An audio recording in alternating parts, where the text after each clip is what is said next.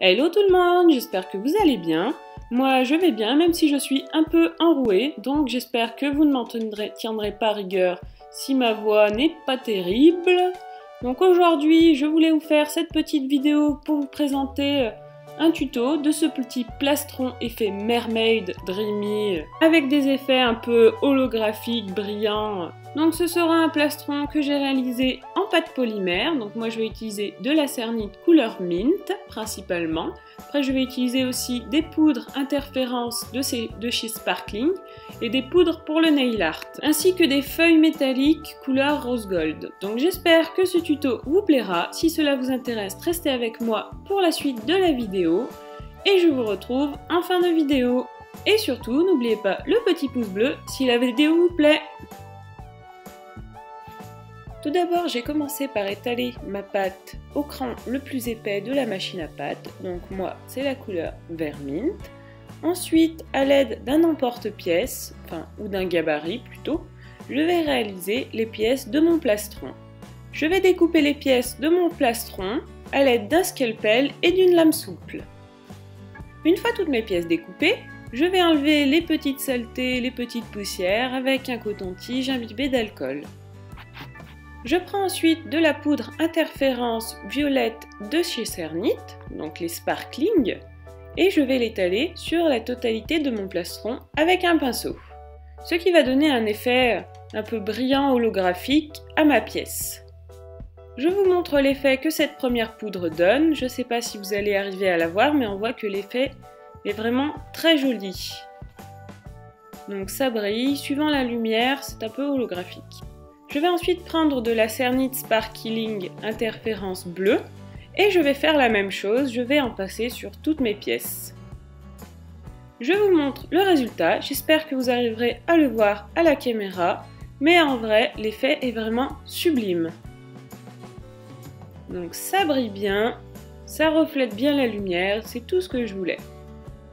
Donc après je vais étaler une petite poudre blanche qui a un peu un effet brillant miroir, donc j'en mets un peu de partout sur mon plastron.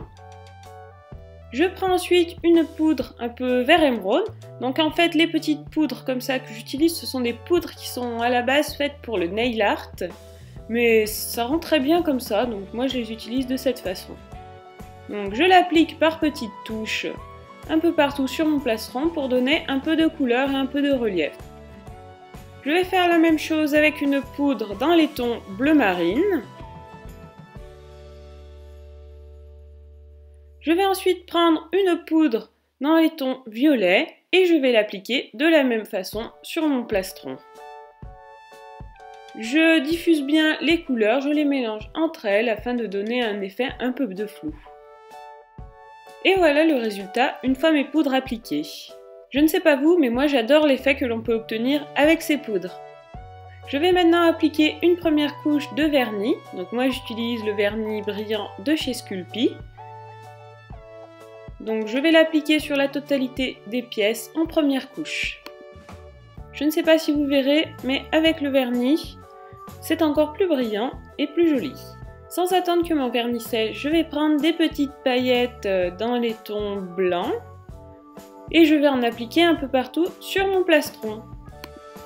Après je vais ensuite appliquer des petites paillettes holographiques comme ceci. En fait ce sont un peu du foil coupé en morceaux, mais elles sont très jolies. Donc moi j'en prends dans les tons un peu vert mint et j'en applique quelques-unes sur mon plastron.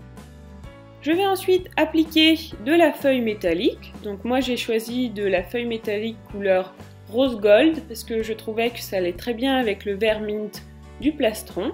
Donc je coupe des petits morceaux de feuilles et je vais les appliquer délicatement sur mon plastron en mettant du vernis pour les coller. Pour les coller et les placer, vous pouvez vous aider d'un doodling tool, de vos doigts, d'un pinceau ou d'une pince. C'est selon vos préférences et selon comment vous y arrivez le mieux en fait, tout simplement. Donc voilà le résultat une fois mes feuilles d'or placées et mes paillettes placées également. Je vais donc ensuite recouvrir d'une seconde couche le plastron afin de fixer les feuilles d'or et les paillettes. Donc je n'hésite pas à être bien généreuse sur la couche de vernis, car plus la couche sera épaisse, plus ça tiendra. J'ai ensuite passé mes pièces en cuisson, donc avec le vernis sculpté, il n'y a aucun souci par rapport à la cuisson, mes pièces sont ressorties nickel. Je leur prépare ensuite une petite semelle, d'avoir une jolie finition. Donc pour la semelle, j'ai choisi de prendre un bleu un peu turquoise, que j'ai étalé en fine couche grâce à la machine à pâte. Donc j'ai pris une épaisseur un peu moins épaisse, je crois que j'étais dans l'écran un peu du milieu de la machine à pâte. Et avec cela, je vais réaliser ma semelle que je vais coller à la fimo liquide derrière mes pièces. Une fois mes semelles en place, je vais ajouter des petits anneaux dans lesquels je viendrai faire passer le fil du collier. Donc je scelle bien mes anneaux dans la pâte et une fois que celle-ci sera cuite, mes anneaux seront bien sécurisés et ne bougeront plus.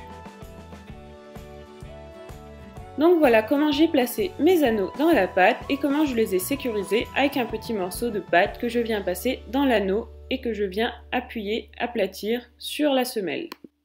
A l'aide d'une boulette de papier d'aluminium, je viens ensuite texturer ma semelle pour la rendre plus jolie.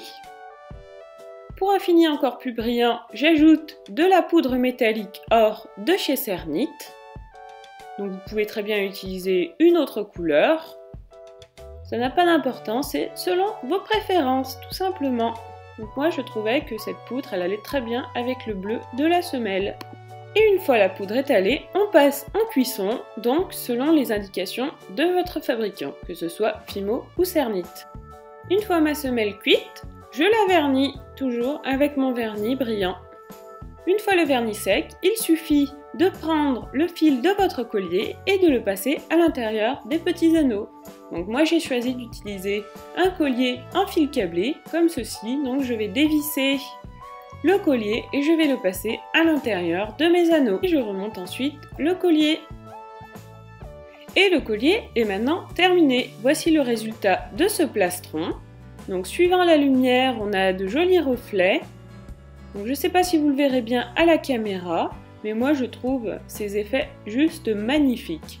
Donc les poudres sont vraiment top à utiliser sur la polymère, notamment les Cernit interférences qui donnent vraiment un effet de brillance, d'interférence en fait, tout simplement. Elles changent suivant la lumière, suivant la lumière en fait. C'est vraiment super joli. Donc j'espère que ce tutoriel vous aura plu. Si c'est le cas, dites-le moi en commentaire, bien entendu. Et bien sûr, n'hésitez pas à laisser un petit pouce bleu qui me ferait très plaisir. Si vous avez la moindre question, vous pouvez bien sûr la poser. J'y répondrai dans la mesure du possible et le plus rapidement possible. Si vous n'êtes pas abonné à ma chaîne, je vous invite à le faire tout de suite. Et vous pouvez aussi cliquer sur la cloche des notifications, comme ça vous serez au courant de toutes les nouvelles vidéos que je sortirai. Si vous avez des suggestions de vidéos, de tutos que vous voudriez que je fasse, vous pouvez bien sûr me le dire en commentaire.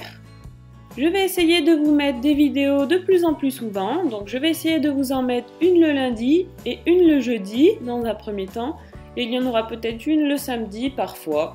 Donc je vais essayer de m'en tenir à ce planning.